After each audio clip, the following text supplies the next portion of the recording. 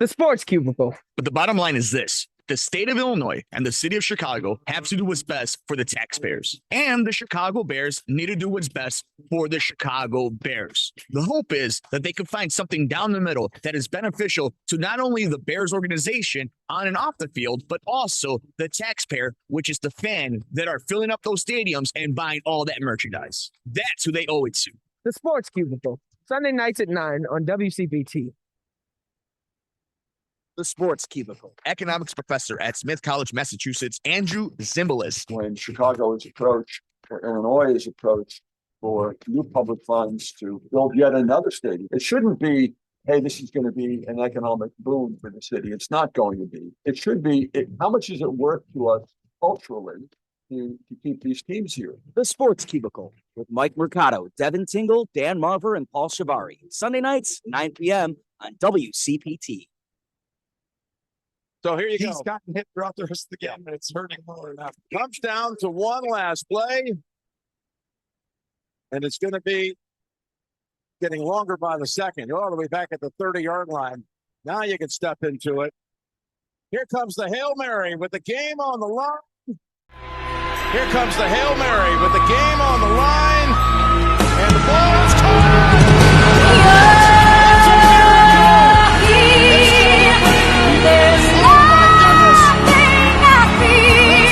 This one will be paid back over and over again for decades. CBS Sports, Tony Romo, Jim Nantz, the Washington Commanders beat the Chicago Bears 18-15 on a Hail Mary play that will be played in the archives on YouTube at possibly Hall of Fame and retirement ceremonies all across the league. Sometimes Mondays just be like that, friends. Welcome to the Sports Cubicle. Welcome to Sports from the Couch. I'm your host, Mike Mercado, and we are going to try to get through this one. Bears fans. NFL fans. You know, if you're a Washington fan, shout out to you. It must have been a great Sunday evening into Sunday night into a Monday morning. But for Bears fans, it was a painful night. Hopefully you found some fun entertainment in the Penguin on HBO or found something on the Great British Bake Off or something, because it was a night we're all going to remember. There are certain games in all sports, in if you're lucky to be on the good side of it, and if you're unlucky enough to be on the bad side of it. But there's certain moments in sports that just live on forever, that just define a team, they define a career, they start a career, it's just a chapter in a huge story that is going to play out over many years. And that's what we saw between Jaden Daniels and Caleb Williams. So there's not a lot to sugarcoat. There's not a lot to really hype up. I think the things we have to focus on before we go into what everybody knows we have to talk about. The defense, up until that Hail Mary, did their job. Once again, one of the high-power offenses in the NFL, with one of the great young quarterbacks we've seen in a long time in Jaden Daniels, who still had over 300 yards, kept them to 18 points. Once again, kept a professional NFL team to under 21 points. And they couldn't win. Bears were only able to put up 15 points in this game against a middle-of-the-road Washington Commanders defense. Something that we highlighted over at Bear Era. We didn't see a lot from a Bears wide receiver group. And quite frankly, we didn't see a lot from Caleb Williams the first three quarters. But that falls on one individual. And it falls on two people the way this game ended. But credit to the defense up until that last play of the game, a historic last play of the game. They played great. They shut down this Commanders defense. And shout out to Jaden Daniels, who we didn't know was going to play all week. I speculated at the very least, but a lot of us thought he was going to play with that rib injury, and balled out. 21 of 38, 326 yards, and a touchdown. He made plays with his feet when he needed to, and it was a showcase for Jaden Daniels. For Caleb, not so much. 10 of 24 for 131 yards, and it was a struggle for this Bears team. And it was a struggle on offense because of the offensive line once again. They lost 3 starting offensive linemen in this game. They're going to beg Nate Davis to come back. That's crazy. Nate Davis was getting ready to just be shipped out of town. And now they're going to beg him to come back because they need him. And Shane Waldron, in one of the biggest games of his career as a play caller, as an offensive coordinator, was small. Didn't show up. Bad performance. I'm not here to try to be this harsh critic. I know it's a tough gig. You had a poor performance at your job on Sunday evening in Washington, Shane Waldron. We can get into the play that I think really started everything, and it was the 2 back-to-back QB draws at the end of the game when you're right there in the red zone.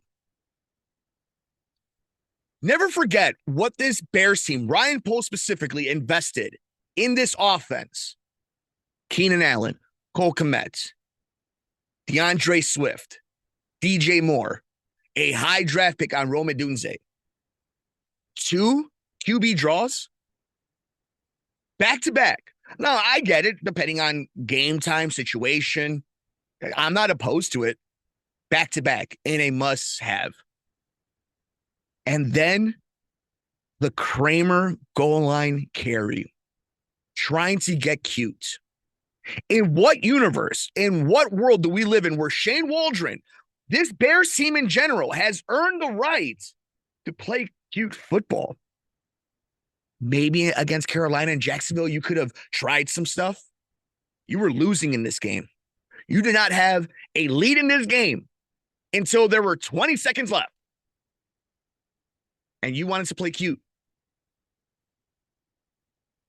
That's what happened in those last few drives of the Chicago Bears offense in the game they had to win. Coming into Monday, feeling the vibes of 5-2 to 4-3. Washington now is 6-2. Caleb Williams drove down the field. Thankfully, this defense once again bails out Shane Waldron and this Bears offense. After Kramer has that ball stripped on the goal line and all that work is for nothing, your defense gives you the ball back. Caleb Williams drives down the field. They have up-tempo football. They're moving the chain there.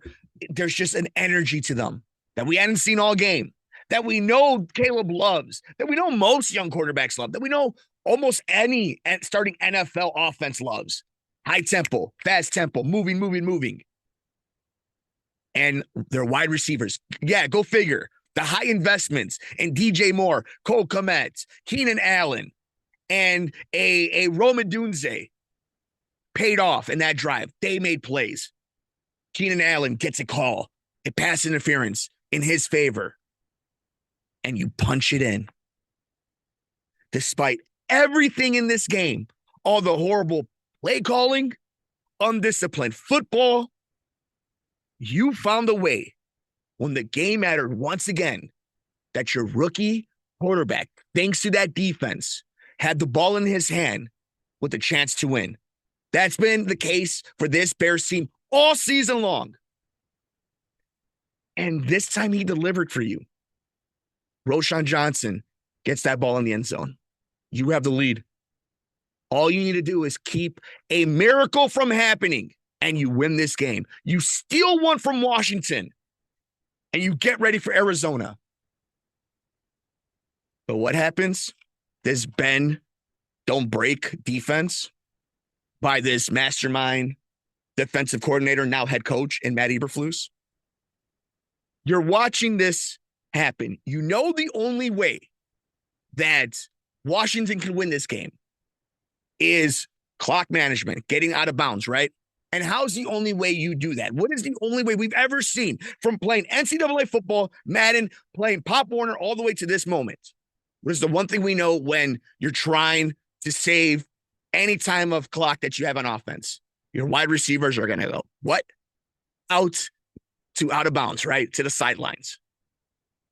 And for some reason, Tony Romo's telling you right on national television, not that you need it, if you're listening to this show, not that you needed to hear it, that this is where they're going. This is why they want to go there, to stop the clock. And what does Matt Eberflus and all his genius does? Guard the middle? That's what he's covering, is the middle of the field? I prayed to all the sports gods that Jaden Daniels found something up the middle. Please. And what ended up happening after that is you played with faith. You played stupid games. And you have a good player in Tyreek Stevenson, who is a good player, has made some questionable decisions, right? But again, all these, whenever there's a penalty or they're playing hard or whatever, split decisions, fast moments. I get it. But you have him out there taunting Washington fans while Jaden Daniels has the ball in his hand already. The play has started. It has been hiked. The miracle is about to happen.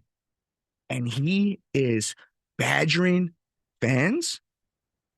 It's one thing to have a roughing the passer, a pass interference. It's another thing to not be paying attention to the game.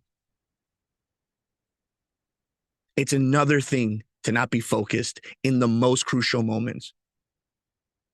A surgeon mid-surgery starts giving himself pats on the back because he didn't bleed out. A mechanic stops the job because he put the brake fluid on but hasn't put the tire back in. Anything, any walk of life, we all know until the job is done, the job's not done. And in that moment, the defense broke. And they played well. And I don't want to go scorched earth on this Bears defense. This Bears defense is the reason why they're 4-3. But they let this team down. Shane Waldron, Tyreek Stevenson, this isn't a character thing. This isn't going to be something I think lingers or that is unforgivable. But he has to hold it. He didn't want to speak to the media afterwards and then puts out a social media post. That's not good enough. You just got to wear this one. And it's okay because you're going to make plays. He's going to make plays. He's going to help the Bears win games this season as early as this game against Arizona coming up, right? Like that's how good he is. And it was a banged up secondary going into this game. So there are reasons, there are things that you can point to how this all just went to this one moment. But yes, Tyreek Stevenson let his team down. This defense, as well as they played, as awesome as they played, when it counted the most, they let this team down. Caleb Williams and this offensive line let this team down for 3 quarters. And I think the biggest culprits are the 3 guys that we've been talking about all season long. And it's a mantra that we've done here on the post game, here on the Sports Cubicle and Sports from the Couch. I'm your host, Mike Mercado. As we're recapping this devastating loss, the Commanders, after Hail Mary, beats the Chicago Bears 18-15. Something we've been talking about every single post game, win or loss. Try to keep things in perspective in the week that was, the week before, and the week coming up. And the questions still remain on 3 people: Shane Waldron, Matt Eberflus, and Ryan Poles. Start with Ryan Poles really fast. Ryan Poles has done a good job building this team, I think, for the most part. I'm not going to give him a whole lot of crap. He did not do enough to invest on this offensive line. He hasn't done enough to invest in this offensive line. And when he has, it has failed. It is his biggest detriment is building this offensive line. And interesting enough, we all know he was brought in former offensive lineman. We thought this would be the thing he would be most keen on. Not the case. But I think this roster has been built really good. It has a lot of great characters, so we'll leave it at that. Shane Waldron, in front of everybody, laid an egg. And it's not the first time that we have questioned his play calling. And I get it, it's the NFL, right? Schmucks like me, fans, everybody, we all know better than the offensive coordinator, the defensive coordinator, the head coaches. But you don't have to be a coach. You don't have to be a savant to know when something doesn't look right, when something doesn't feel right, when things are just off. And that's Shane Waldron's play calling. There are some times where you're sitting there like, okay, maybe he's figured it out a little bit.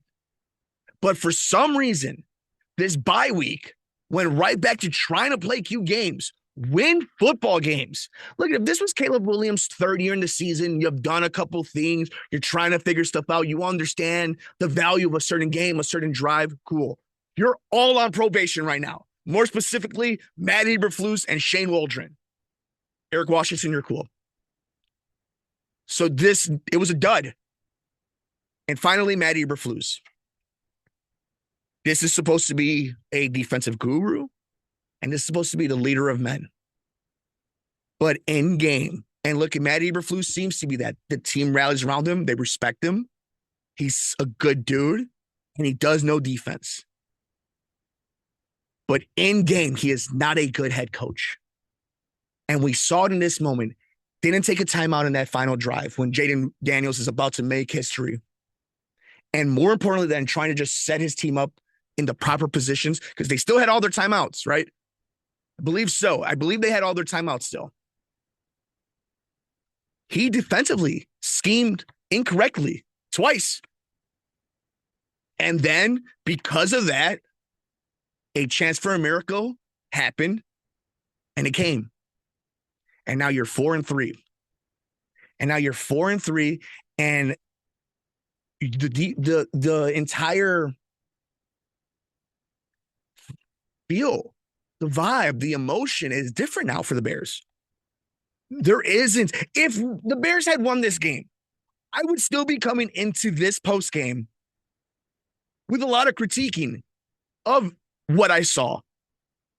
But you would still be at 5-2 in an NFC that is very competitive, but in a winnable game going to Arizona. Arizona, again, played well against Miami. I think there's a good chance that regardless, this could be a wacky game, because Kyler Murray's that type of quarterback that can make it a very wacky game. But now going into this Arizona game, 4-3, things are completely different. Your evaluation of the season's different. Fans now are wondering once again, and it's a week-to-week league. And unlike other sports, you kind of can feel that way week to week because there's only so many games. But now everything has changed after this loss. And I think going into Arizona, it's your one chance to get this right. Because what are the expectations? Coming back here after Carolina, after Jacksonville in a bye week. You win the games that are on your schedule. You play the games that are on your schedule. You try to take advantage of it when you can, and you try to steal as many as you can and not pull any duds. Well, you had a win that you didn't deserve, that you didn't play like you should have gotten, and you let that one go. Next week against Arizona, it's a pivotal point of the season. It's that moment where the fork in the road happens. What will be the rest of this season for the Chicago Bears determines on Arizona. For me, you had to come out of this 3-game series with Washington, Arizona, and the Patriots heading into that first game against Green Bay on November 17th, 2-1 minimum. You had to win 2 of those games. So now, not only do you have to avoid losing back-to-back, starting a losing streak, but now you have to get yourself back on track, win a game that can be a coin flip in Arizona, which there's going to be a lot of Bears fans there. And then you got to take care of business against the New England Patriots. So now all the pressure is on this coaching staff and this team because they had a little bit of grace, and that's gone already. They had it for 1 week, and it's gone. So now you have to, because of losing this game and the way you did it, you have to mentally get right, physically get right, travel to Arizona, beat a weird team in the Cardinals, and beat the Patriots the following week, a good defensive team that'll make the game gross. All just so you have a good position and just so you're mentally in a good place before that first matchup against Green Bay. Because I do think the Bears can beat the Packers. But it's all going to determine on what you're feeling like, what it's looking like going into that game. So after this heartbreak, now it's more than ever, right? The pressure beyond just in-game stuff. Now the pressure is on this coaching staff and the professionalism of this team to overcome this loss. And put themselves in a position to play a good football game against the Arizona Cardinals. But we want to know your thoughts. It was one of those games we'll never forget where we were when we saw it and how we felt afterwards. I think in general, Jaden Daniels shows that he's him. He's going to be a star in this league. I think Caleb Williams showed his it factor again at the very end of that game when it counted the most. So the ending delivered in a very sluggish game, but I think the league is in good hands with a lot of these young quarterbacks. But on this Monday, Bears fans are just going to have to wear this one along with Tyreek Stevenson and Shane Waldron, Matt Eberflus, and that entire Bears team after a devastating 18-15 loss to the Washington Commanders in Washington after a Hail Mary pass from Jaden Daniels. Let us know your thoughts. I'm on Twitter at Mike M Media, Instagram, Mike Mercado Media. Subscribe to us on YouTube at The Sports Cubicle. Search us wherever you get your favorite podcasts at Sports from the Couch. Check out the show if you missed any one of our segments or interviews at WCPT's SoundCloud, WCPT 820. Just search The Sports Cubicle. And we're also at the mothership at heartlandsignal.com. Just search The Sports Cubicle. If you want more Bears contact, check out EJ Snyder, Kieran Hall, and myself, Mike Mercado, over at Bear Era. We've had some amazing guests, some amazing support and growth. Thanks to all of you. So even though this is a devastating one, join us over there and we will help you get through this one and get you ready for the next huge game against the Arizona Cardinals. And a huge thank you to all of you for supporting us over at Lucha Dog. Get your copy now. The holiday season is upon us. You have a child that loves to read, loves dogs, loves wrestling. Check out Lucha Dog. Go to Amazon, just search Lucha Dog or luchadog.com. Bears fall to 4-3 in the season after losing to the Washington Commanders 18-15 in a Hail Mary victory. Bless you all. Feel better. We'll see you next time here on the Sports Cubicle and Sports from the Couch. I'm your host, Mike Mercado.